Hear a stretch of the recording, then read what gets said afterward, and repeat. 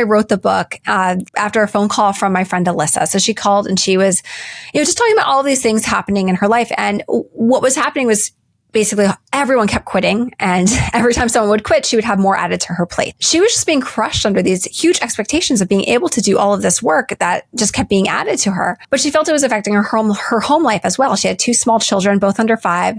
And it was like, okay, well, I feel like I'm snappy with my kids. I'm not sleeping enough. I'm not working out enough. Like it was just adding on all of this work and stress. And she felt like she had to adapt and that she was the problem, not that the environment she was thrust into was the problem. And so my book is really about how to kind of take control of your life and kind of defeat burnout. You see the advice and it's like, well, just say no. And it's like, it's much harder to say no when it's your boss asking you to do something, as well as making more efficient decisions, creating more time in your day, and how you can really deal with some of the imposter syndrome that I think is also very, very common as we're working through our careers, as we're building our careers.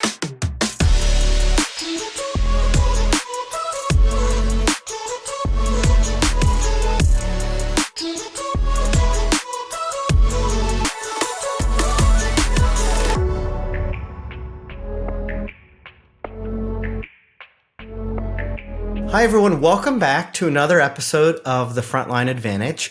I'm honored today to have Catherine Connelly and Satish Pankey. Catherine and Satish and I all met through Stu Friedman's Total Leadership class. And so you probably saw Stu Friedman, the professor at Wharton, on one of our most recent episodes. We all 3 got together. We had a dialogue about Catherine's new book, Designing Success. And we had such a great conversation that we said, let's bring the 3 of us back together to talk more about that. So we're going to open by quickly telling you a little bit about the book, having Catherine also share a few words in her own summary about the book itself and her background, and then Satish to chime in about his reactions, what he thought, questions he has, and more. This book in particular is about designing your own definition of success, especially in a world that pushes outdated playbooks. It's packed with lessons from Catherine's own journey, starting a company at 15, navigating burnout, and rethinking ambition after a $500 million exit. It's smart, practical, and refreshingly honest. Ladies and gentlemen, welcome Catherine and welcome Satish. Thank you so much for having me. Catherine, tell us a little bit more about Designing Success. Designing success, like you were saying, it's really about how to intentionally build a life and career that aligns with your values by challenging these outdated definitions of success. And, that's going to mean setting boundaries and creating an environment where you and others on your teams can thrive. So the reason I wrote the book is really, I was inspired to write it after a phone call from my friend Alyssa. So she called and she was, just talking about all these things happening in her life. And what was happening was basically everyone kept quitting. And every time someone would quit, she would have more added to her plate. She was just being crushed under these huge expectations of being able to do all of this work that just kept being added to her. But she felt it was affecting her home life as well. She had 2 small children, both under 5. And it was like, okay, well, I feel like I'm snappy with my kids. I'm not sleeping enough. I'm not working out enough. Like it was just adding on all of this work and stress. And she felt like she had to adapt and that she was the problem, not that the environment she was thrust into was the problem. And so my book is really about how to kind of take control of your life and kind of defeat burnout. I think it's so common to get into that mode where you've just been on this treadmill for so long and, people keep increasing the speed. And for a while, it's great. It's fun. It's fantastic.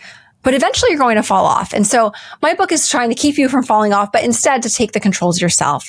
And so some of that is going to be around, so I have a chapter on setting boundaries effectively, because a lot of times, you see the advice and it's like, well, just say no. And it's like, it's much harder to say no when it's your boss asking you to do something, as well as making more efficient decisions, creating more time in your day, and how you can really deal with some of the imposter syndrome that I think is also very, very common as we're working through our careers, as we're building our careers.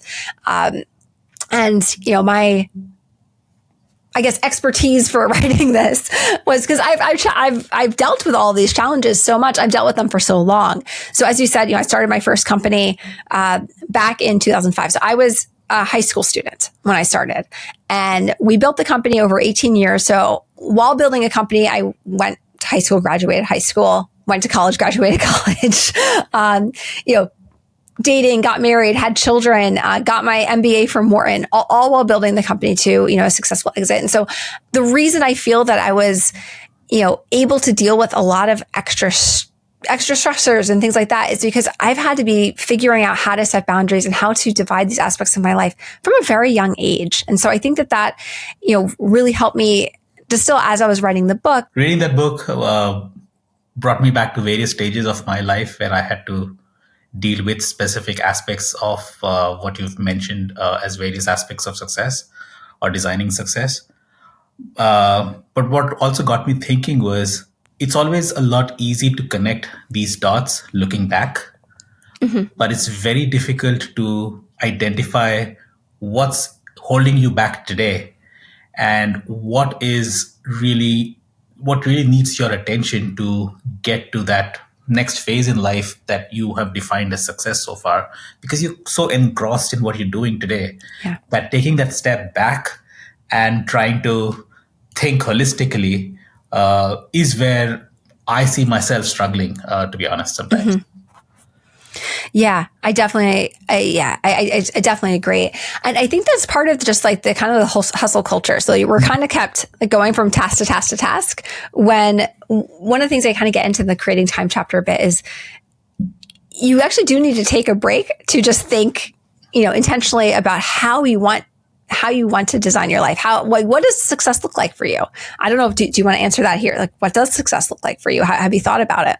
Well, it goes back to Stu's class, isn't it? It's not just about success at work, but it's all the four aspects of life that define you, right? So for me, yes, work is definitely one aspect, and there's no question about that. But it's also about having a successful family life with my kids now in college and high school, to make sure that they find this knowledge that we have gained through the class and through reading these books and your books in particular, to see how they can adapt and start working on it early in their career, and not like me after 20 years in my career, So that's, if I can achieve that, that for me is a huge factor, a huge win towards making me a successful person. I love that. And I think I define success, similarly, because as I was, so many people make the mistake that they think that everyone else is defining success. And there's a study by Todd Rose's Populace that shows, everyone thinks that other people just define success monetarily, so your wealth, your prestige, your title keeps growing. But that's not how they privately define success. So that's like how they publicly want to share that they think about success. But in private, it might be something much more simple. It might be like being home to see your children after school, being a part of your community, building something, that's meaningful to you. And so, how I define it is like, I want to be around for my children. I also want to be working on something I really care about with people I care about. And that's, that's different than chasing the number. But when you just set it on the number, what happens is there's the now what, where the milepost just keeps moving. But there's also, it doesn't really give you any actual satisfaction, because you hit the goal, but there is no, the goal wasn't meaningful other than having a quantity assigned to it. It reminds me, we looked at some data once through our system at Teamforce, where we asked the workforce, what motivates you each day? And there were categories like hitting metrics, and it was coworkers and shout outs, training, and a couple other things. And interestingly, in this particular environment, it was coworkers and recognition or shout outs more than anything else. And you're hitting at, what may happen in so much of society. The organization wants its workforce to hit a production goal and hit metrics, but its desired way of achieving that in terms of its defined success for the organization, but the people themselves, the inputs into helping kind of produce that output, may not think in the same way. And for them, their definition is maybe around flexible scheduling, being able to get home on time and changing the structure. You can still achieve that output, maybe with more automation, maybe with flexible scheduling, maybe with overtime where you get to choose the overtime, just kind of brainstorming here. But the point being is that a lot of times people want to translate or project their definition of success onto others in terms of the process. And maybe, how we are when we're young, because I have got some young children to teach. You're talking about your kids. This idea is like we when we come into the world, we are kind of creating our own definitions of success, but society and everyone around us is putting pressure on us to fit a mold of that traditional definition of success. But the reality is maybe we're not all motivated by that. Is that sort of the right kind of thinking? Right. We're not all motivated by the same forms of success. Actually, that makes me think of at a friend's company, the manager actually wanted them all to hit like the same. Like it was like, oh, this is how you know you're moving into management, that these are the goals. Not everyone even wants to be a manager. A lot of people just want to be, individual contributors, and that's great. And so being able to even structure your organization so that it recognizes that, you're going to have some people that are ICs and some people that are, want to manage people, like that's a very different kind of skill set and different things. So even just how you design how your workforce operates so that you can so that you can kind of enable the different types of definitions of success to exist within your organization. Prior to the pandemic, most people were thinking about how their work life fit in terms of the most desirable attribute of the company they were joining to be salary. What is their compensation? Post pandemic, the highest rated attribute was the flexible work schedule. Compensation still mattered, still top 3, but it became more important to be able to design how you're working, and maybe that's flexible so when your kids come home from school at 3:30 you're there, or maybe that's making sure that you still have some time in your week to volunteer at a cause that's meaningful to you, that maybe you would need to leave early on Fridays or something like that. But usually it's finding ways of making that work, and to keep people retained and to keep people wanting to work, you need to see what's important in the rest of their life and kind of build something so that when you have people in your office, you're also being aware that they're not just, worker bees. They're people. They're people that have real things going on in their lives at all times. You talked to us a little bit about whatever you want to open up here and talk about, but your family dynamic, your kids in the next room texting, relationships with your wife, and then wanting to read this book. And I'm curious, having now read the book, what, you talked a little bit at the beginning about your reactions, but has it changed anything in terms of your thinking, or would you want, your family to interact? You talk also about knowing things in advance in the moment rather than say in hindsight, but anything you want to say that really struck you in the book in particular, or your dynamic with your family and your definition of success? No, absolutely. This book I read the book at the right point in time, let's say. I mean, I definitely benefited 15 years ago. No question about that. And which is why I have already sent it on our common Kindle device so that my son can actually read it. And of course, he's finding excuses not to. That's a different story. But yes. The audiobook comes out soon, so exactly. I can send you that. So I'm excited for the book to come out and my boys to actually read it. If I reflect upon the various things that I read in the book, the things that really caught my attention and were aha moments of sorts for me was the whole chapter on time to quit. It's such an important facet of success, is identifying moments in time when you are able to identify that, okay, this is not working out. Let me take a step back and do something else, or move in a different direction, or whatever that definition of quit means at that point in time. And that doesn't really mean that you failed, right? So that attribute of being okay to say that, okay, I'm going to quit and I'm going to do something else, and here's why, was really, really an aha moment for me. And I think you mentioned also in the book that don't quit when you're down, right? Take some time. Don't quit on a bad day. Yeah, don't quit on a bad day, right? You let at least one day of a good outcome go through, and then decide if you want to quit or to continue. And I think that is the most important takeaway for me, if you will, from this book, because I know in my career over the past 20 years, I have had moments when I could have quit. Not just the company, but maybe the project that I was on, or I would have changed my teams, or whatever the cases might be. But it was like, no, if I do that, I would be a failure, because this is a tough problem and I'm walking away from it. Maybe that didn't align with my career goals or didn't align with the direction I wanted to move in. So taking a step back and thinking about it and being okay to say that, okay, I don't want to deal with this problem because this doesn't help me, or this is not helping me or helping our company or helping our family in whatever case, is something that is very, very important. And I would like to say that that is my one single moment of that I would take away from this book. Thank you. I'm so glad. And I think that that's such an important one, because I mean, that's how you make time to do the things that you actually want to do. Is you have to be intentional about what things you need to stop doing. So obviously that helps with business. I tell them the story about the apps we had to kill, the features we had to kill. But then in personal life too, it's like the volunteer thing I couldn't do anymore. I just didn't have time for it. Or another one where the people I was working with were just really mean. And I was like, why am I doing this to myself? I'm just going to leave that. And that ties also down to the making decisions bit. I like the idea of making, equations or objective criteria for decision making for simple tasks and whatnot. It was like, yeah, why didn't I think about it? That was the first reaction that came to my mind when I read it. I'm like, yes, this should have been obvious. What was I thinking? It's like repeat decision making. Because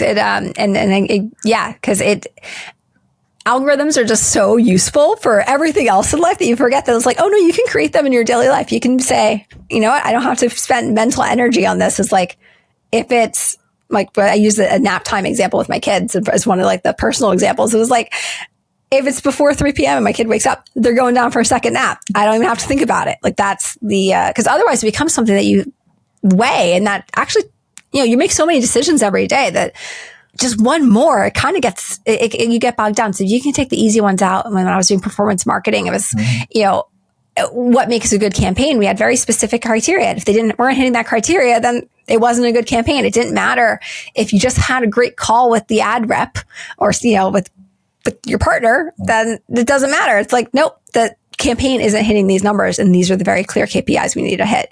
And I think that it helps, to take a lot of that lift off, so you can, focus on the much more murkier, big decisions that you might be making. I almost wonder, in this upcoming era of AI and sort of us being able to do more with less from a work productivity standpoint, are people's definitions of success going to change and almost be more relevant with what you're talking about, Catherine and Satish, that the traditional ambitious work definitions that we all need to follow or believe we need to follow might actually allow us now an opportunity to rethink what are the most important things in our lives when maybe our traditional approaches don't work the same way. I know we are actually at time, but I want to leave a moment to allow both of you to say any last words or comments. Satish, loved how you talked about how the book really affected you, impacted you in a positive way, in such a way that you're encouraging your family now to engage with it as well. But anything you two want to share? You mentioned the age of AI, and we have conversations of AI and life at home. And the way I think about it is, or way I like to talk to my kids about this is, use AI as a tool that enables you to take that, leap in your career. AI is not your destination. AI is a tool, an enabler that'll help you achieve what you want to achieve, in ways that we today cannot even think about. So don't stop by just saying, okay, now I know how to prompt engineer ChatGPT well. No, that's not the end goal.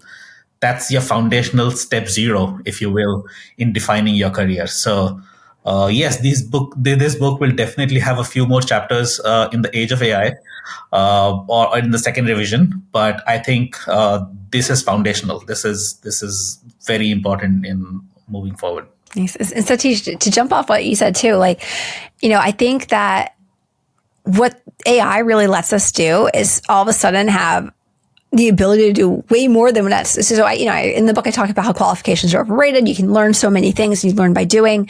In my story, like in my personal life, I was largely Googling things. That's what AI is on steroids. Yeah. So the opportunity is that you can learn everything. You can learn, there's so much at your fingertips. You can learn anything that you are interested in. So you need to chase that curiosity, figure out what it is. And then of course, don't just trust the output because the output exists. Think critically about it, because there's still, I use AI daily, and sometimes I get things and I'm just like, oh, you're being silly. And I have a very weird, relationship with GPT, where, but like sometimes I'll be like, it's like, reread what you just sent me. And then it's like, you were right. That is not from this. And but you still need a lot of expertise right now to kind of direct it. I do think that some of those expertise will probably be able to go down in the future, but you still have to have the kind of that strength to think independently and to think intentionally about what you want to do, rather than just say, okay, I'm just going to put all my, use all these tools and just, not think about it. So you still need to think about it, but it really opens up what your opportunities are. That's well said. I want to thank you both for coming on. In fact, I hope we have the opportunity, to someday meet in person and maybe have a dinner or meal together and just, talk about all things life. And so thank you both, and appreciate you being on. Thank you. Yeah, thank you so much. This was great. Thank you.